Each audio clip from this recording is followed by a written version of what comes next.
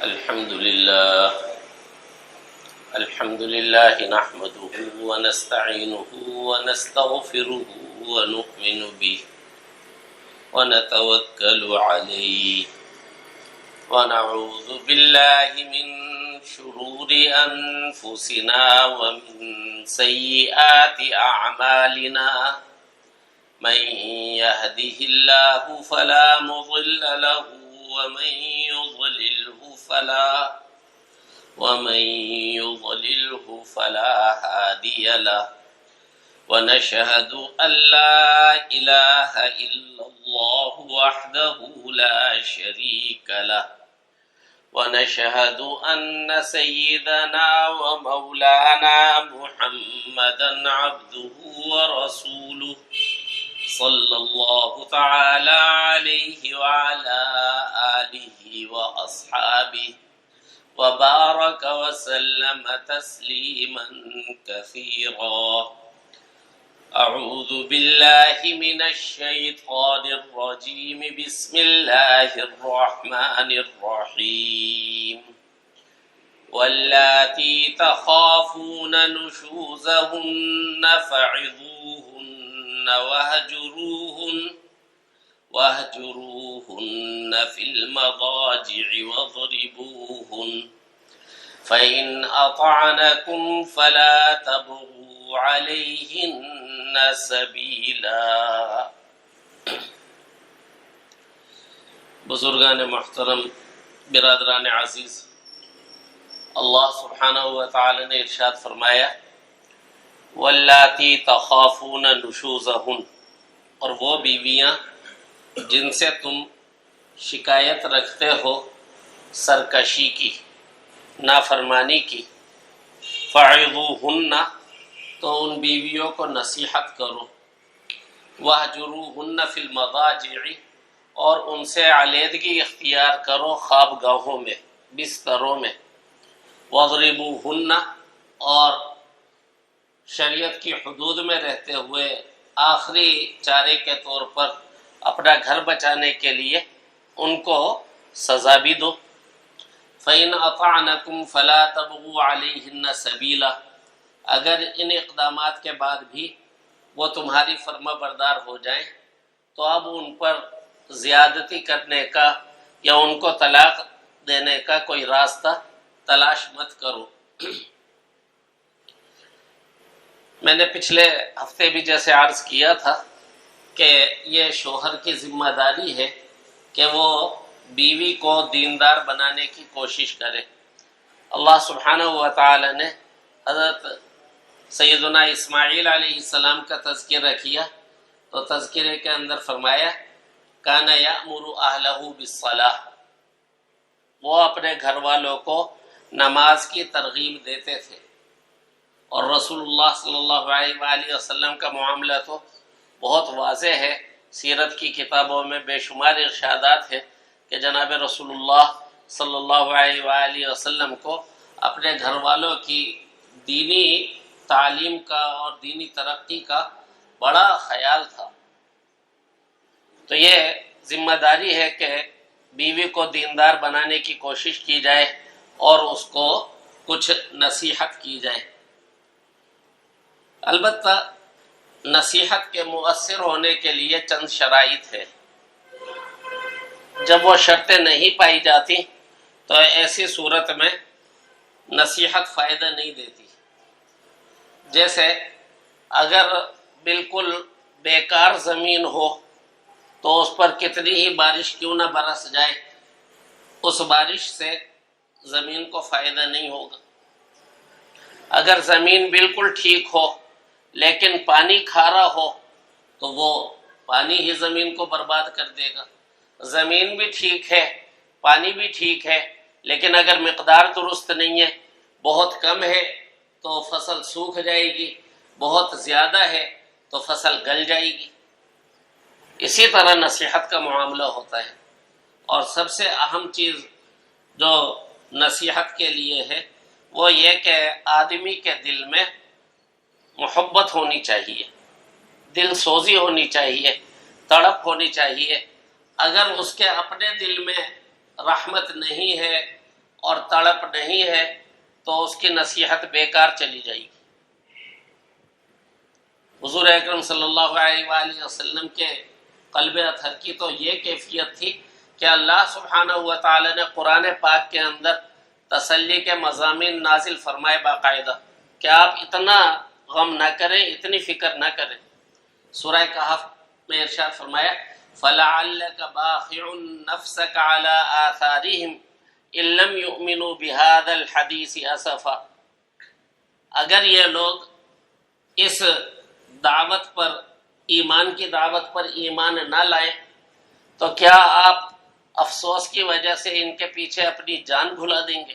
ایسا نہ کیجیے، ان کے پیچھے اپنی جان نہ بھلائیے۔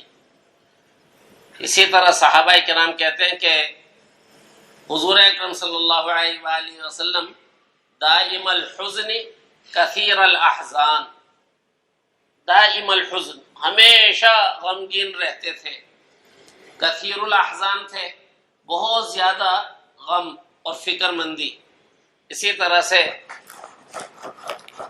بعض روایات میں آتا ہے کہ جناب رسول اللہ صلی اللہ علیہ وآلہ وسلم کے قریب بیٹھنے والے کو قلب اطہر سے ایسی آواز آتی تھی جیسے ہانڈی ابل رہی ہو۔ غم کی کیفیت کی وجہ سے جو قریب بیٹھا ہوتا تھا اسے ہانڈیاں ابلنے کی آواز بھی آتی تھی۔ یغلی صدرہ کالمرجل، حضور اکرم صلی اللہ علیہ وآلہ وسلم کا سینہ اطہر یوں جوش مارتا تھا جیسے ہانڈی جوش مارتی ہے۔ تو اگر دل کے اندر رحمت ہوگی اور تڑپ ہوگی تو بات فائدہ دے گی، اور اگر دوسرے کو دعوت دی لیکن دعوت دینے کا انداز تنزیہ ہے، دعوت دینے کا انداز تحقیر والا ہے، جیسے دوسرے کو بہت ہی حقیر سمجھتے ہوئے اس کو یہ بات کہی جا رہی ہے، تو یہ نصیحت اثر نہیں کرے گی۔ مثلا بیوی کو کوئی بات سمجھانی تھی، سمجھانے سے پہلے یہ کہہ دیا کہ تمہیں اتنا سا بھی معلوم نہیں ہے، تو شروع میں ہی اس کو طعنہ دے دیا۔ اب اس طعنہ دینے کے بعد نصیحت کی بھی جائے گی تو کیا گارنٹی ہے کہ وہ اس نصیحت کو لے گی؟ تو سب سے پہلی چیز یہ ہے کہ رحمت ہونی چاہیے دل کے اندر، اور تڑپ ہونی چاہیے، نیت صحیح ہونی چاہیے، اس کے لیے دعا کا اہتمام ہونا چاہیے۔ اسی طرح سے مناسب وقت کا بھی انتخاب کرنا چاہیے کہ اگر نصیحت کرنی ہے تو اس کے لیے مناسب وقت کون سا ہے۔ ایک بڑے جلیل القدر عالم نے ایک مرتبہ فرمایا کہ میں ایک مسجد میں جمعہ پڑھایا کرتا تھا، تو ایک موضوع پر مجھے بیان کرنا تھا۔ 14 سال میں نے انتظار کیا کہ اس موضوع پر بیان کروں یا نہ کروں، مناسب وقت دیکھ رہا تھا۔ 14 سال انتظار کیا، اور جب 14 سال کے بعد میں نے وہ بات کہی تو آرام سے اس بات کو مان لیا گیا۔ اب کوئی شخص صرف بیان کو دیکھے تو وہ کہے گا کہ ایک مرتبہ بیان کیا اثر ہو گیا، اور اس سے پوچھے تو وہ کہے گا کہ 14 سال تک میں نے محنت کی تب کہیں جا کر یہ بات اثر کرنے والی ہوئی۔ تو مناسب وقت کا انتخاب کرنا چاہیے کہ اس موقع پر اس کو نصیحت کریں تو فائدہ دے گی، اگر مناسب وقت نہیں ہے تو پھر نصیحت فائدہ نہیں دے گی۔ اسی طرح سے یہ بہت ضروری ہے کہ سامنے والے کو نصیحت کرتے ہوئے اس کی مجبوریوں کا بھی ہمیں علم ہو، اس کی مصروفیات کا بھی ہمیں علم ہو۔ بہت پرانی بات ہو گئی، 24 سال پرانی۔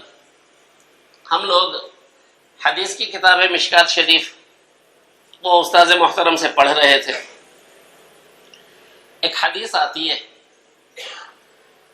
اس حدیث میں یہ ہے کہ اللہ سبحانہ و تعالی خوش ہوتے ہیں اس شوہر سے جو رات کی نماز کے لیے، تہجد کے لیے خود اٹھے اور اپنے گھر والوں کو بھی اٹھائے، اور اگر بیوی نہ اٹھے تو اس کے منہ پر پانی کا چھینٹا مار دے، اور اللہ تعالیٰ خوش ہوتے ہیں اس بیوی سے کہ جو تہجد کے لیے اٹھے اور اپنے شوہر کو بھی اٹھائے، اور اگر وہ نہ اٹھے تو اس کے منہ پہ پانی کا چھینٹا مار دے۔ تو حضرت نے جب یہ حدیث ہمیں پڑھائی تو فرمایا کہ شوہر خود تہجد کے لیے اٹھے اور وہ دیکھے کہ بیوی کو نیند کا مناسب موقع مل گیا ہے، اور دن بھر میں اس نے جو کام کیے ان کی تھکاوٹ دور ہو گئی ہے، اور بچوں نے اس کو پریشان نہیں کیا، اور آرام سے اس نے نیند کر لی ہے، تو اب پیار محبت سے تھوڑا سا پانی اس کے اوپر پھینک دے۔ حضرت نے فرمایا کہ میں اتنی شرطیں اس لیے لگا رہا ہوں کہ آپ بے وقوفی سے اس کا دوسرا مطلب نہ سمجھیں کہ رسول اللہ صلی اللہ علیہ وآلہ وسلم نے فرمایا پانی ڈال دو، بالٹی بھر کے ڈال دو، تو حدیث کا تو یہ مطلب نہیں ہے۔ اس سے تو بہت بڑا جھگڑا پیدا ہو جائے گا۔ تو دیکھ لے کہ اس کی مناسب نیند ہو گئی ہے اور تھکاوٹ اس کی دور ہو گئی ہے، اور رات میں بچوں نے تو اس کو نہیں ستایا، پریشان تو نہیں ہوئی، اب اس کو جگا دے، وہ اٹھے گی اور شکر گزار بھی ہوگی۔ صحیح بات صحیح نیت کے ساتھ صحیح وقت پر صحیح انداز سے کہی جائے کبھی بھی ضائع نہیں جاتی۔ اگر نصیحت کے نتائج برے نکل رہے ہیں تو نصیحت کرنے والے کو اپنا جائزہ ضرور لینا چاہیے کہ کیا مسئلہ ہے کہ میری نصیحت نے اثر نہیں کیا۔ اسی طرح حدیث سے یہ بات بھی معلوم ہوئی کہ بیوی کو تہجد کے لیے جگانے والے کو خود بھی تہجد گزار ہونا چاہیے۔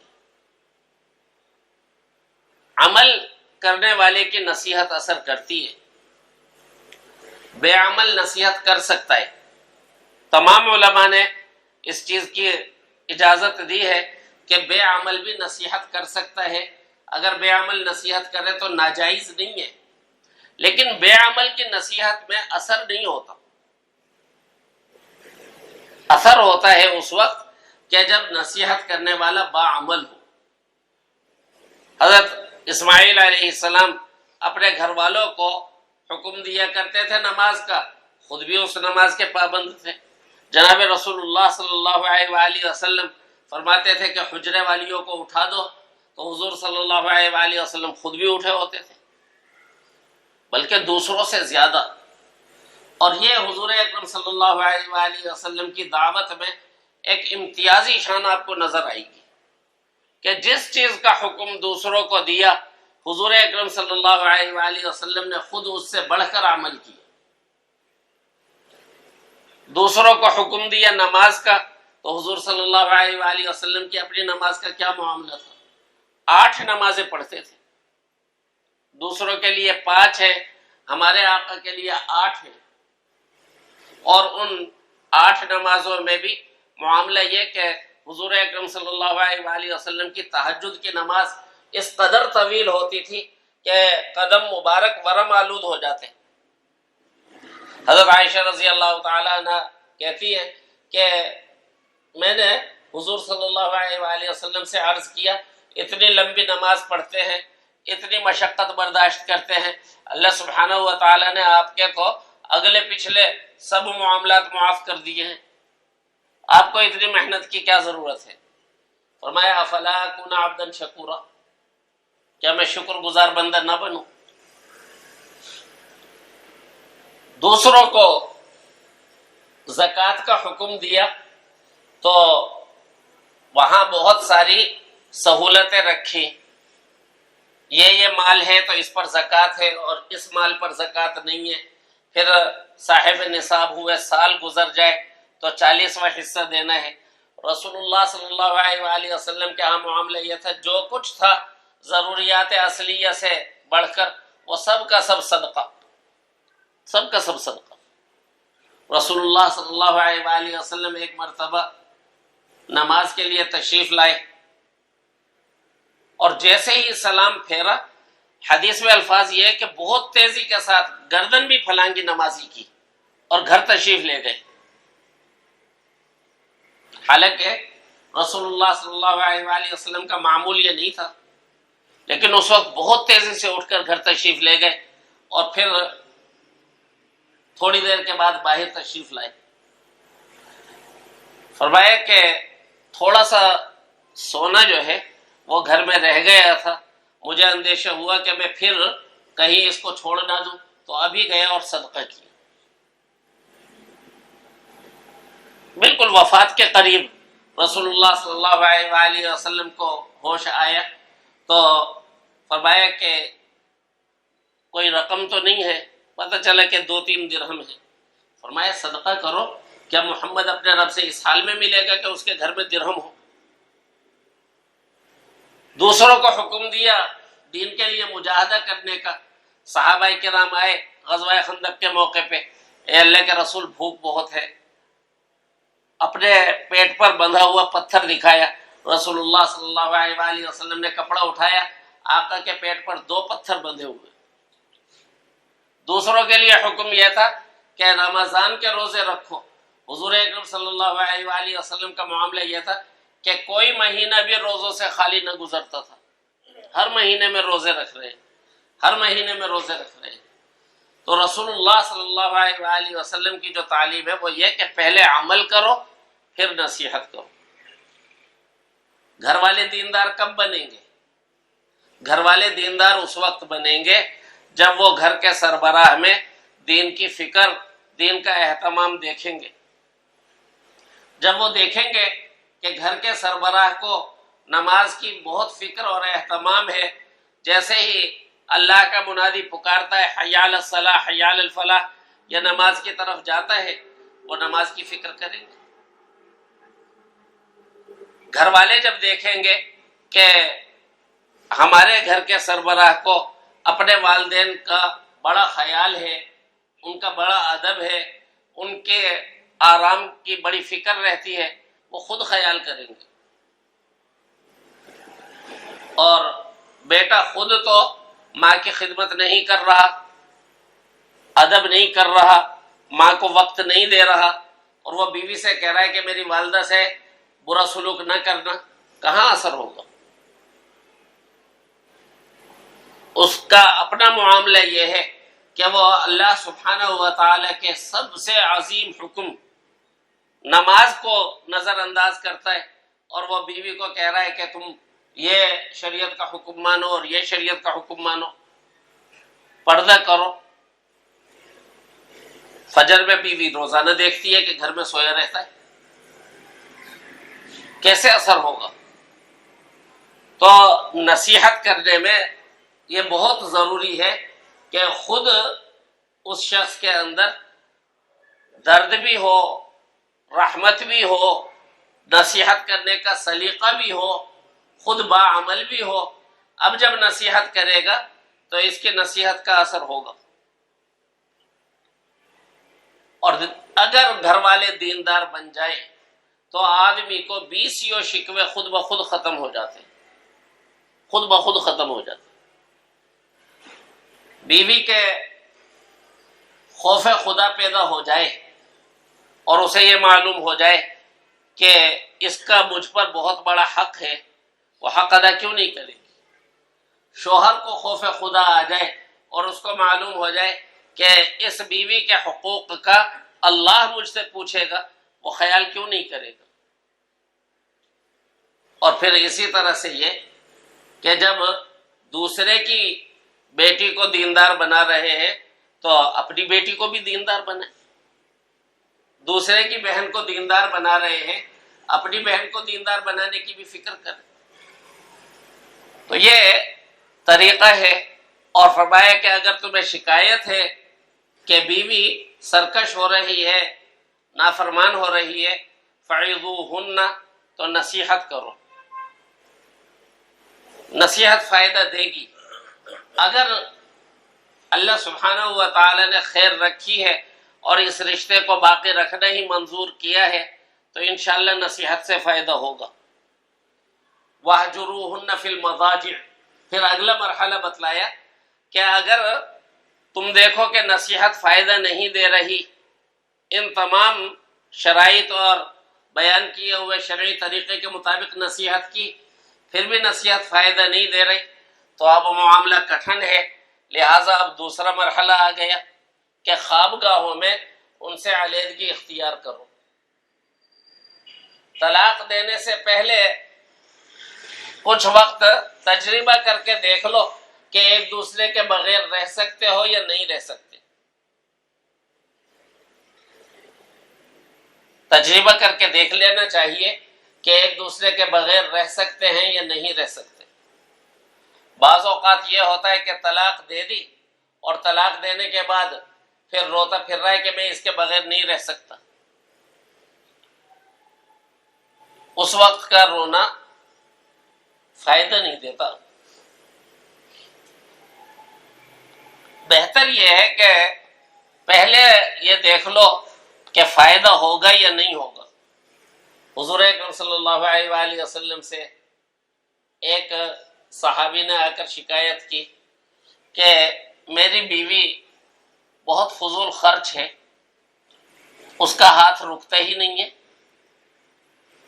خرچ کر دیتی ہے۔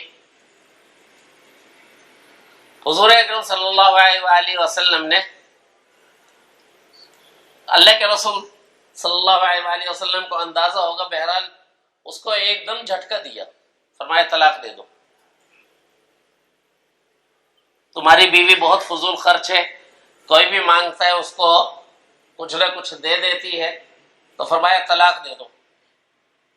اور اساتذہ بتلاتے تھے کہ حضور صلی اللہ علیہ وآلہ وسلم کا مقصود یہ نہیں تھا کہ وہ طلاق دے، بلکہ حضور کو معلوم تھا، اس لیے اس کو جھٹکا دیا، فرمایا طلاق دے دو، طلقھا۔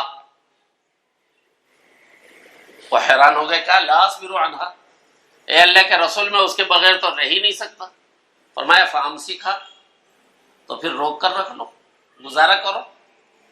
تو اس میں یہ ہے کہ طلاق دینے سے پہلے کچھ عرصہ ایک دوسرے سے الگ گزارنا چاہیے، اور الگ گزارنے کا طریقہ یہ نہیں ہے کہ اس اللہ کی بندی کو اپنے گھر سے نکال دو، اس کو ماں باپ کے یہاں بھیج دو، نہیں، بلکہ وہ گھر میں ہی رہے، اور جو اس کے حقوق ہیں، نفقے کا حق ہے، خرچے کا حق ہے، لباس کا حق ہے، کھانے کا حق ہے، اس کا رہائش کا حق ہے، وہ حقوق اس کے ادا ہوں۔ صرف خوابگاہ میں اس سے جدائی اختیار کر لو، اور شوہر کا جو حق زوجیت ہے وہ اس کو روک لے۔ شوہر کو بھی پتہ چل جائے گا کہ میں بیوی کے بغیر رہ سکتا ہوں یا نہیں رہ سکتا، اور بیوی کو بھی معلوم ہو جائے گا کہ اب یہ رشتہ ٹوٹنے پر آ گیا ہے، اگر اس کے اندر کچھ خیر ہوگی تو وہ ہوش میں آ جائے گی۔ اور یہ بہت اہم نصیحت ہے کہ مار پیٹ سے پہلے یہ تجربہ ہونا چاہیے، مار پیٹ سے پہلے، مار پیٹ کے بعد نہیں۔ ہمارے ہاں تو طریقہ ہی الٹا ہے کہ پہلے مار پیٹ کریں گے، پھر اس کو گھر سے نکال دیں گے، پھر اس کے بعد فون پر اس سے نصیحت کی باتیں شروع کریں گے۔ یہ طریقہ نہیں ہے، بلکہ طریقہ یہ ہے کہ سب سے پہلے جو شریعت کے بتائے ہوئے اصول ہیں ان کے مطابق نصیحت کرو، نصیحت کے بعد یہ تجربہ بھی کر لو کہ اس سے الگ رہ سکتے ہو یا نہیں رہ سکتے۔ 1 مہینہ، 2 مہینے، 3 مہینے یہ بھی کر کے دیکھ لیا جائے، اور وہ اللہ کی بندی بھی یہ دیکھے گی کہ یہ شخص خدا سے ڈرنے والا ہے، اور اس نے میرے کھانے پینے میں تنگی نہیں کی، مجھے گھر سے نہیں نکالا، ابھی میرے خلاف کوئی قدم بھی نہیں اٹھایا، حتیٰ کہ میرا جیب خرچ بھی بند نہیں کیا، لیکن اپنی خواہش کی قربانی دے رہا ہے، اور مجھ سے روٹھا ہوا ہے، اگر اس میں خیر ہوگی تو وہ منا لے گی، لیکن یہ مرحلہ بھی فائدہ نہیں دے رہا، تو پھر آخری کوشش کے طور پر فرمایا وَاضْرِبُوهُنَّ، سزا دو۔ بعض طبیعتیں ایسی ہوتی ہیں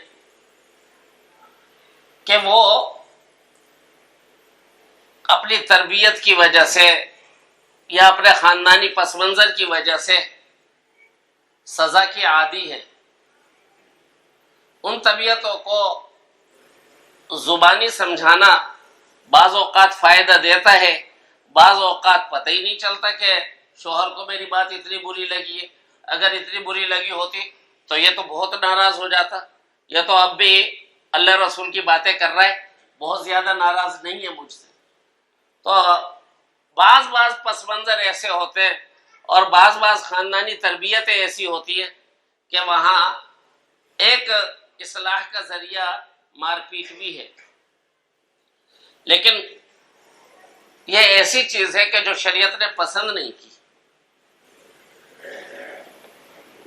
رسول اللہ صلی اللہ علیہ وآلہ وسلم نے، حالانکہ اس ماحول میں عورتوں کو بہت برے طریقے سے رکھا جاتا تھا، لیکن رسول اللہ صلی اللہ علیہ وآلہ وسلم نے اپنے صحابہ کرام کو منع کیا اور فرمایا کہ بیویوں پر ہاتھ نہ اٹھانا، منع کر دیا۔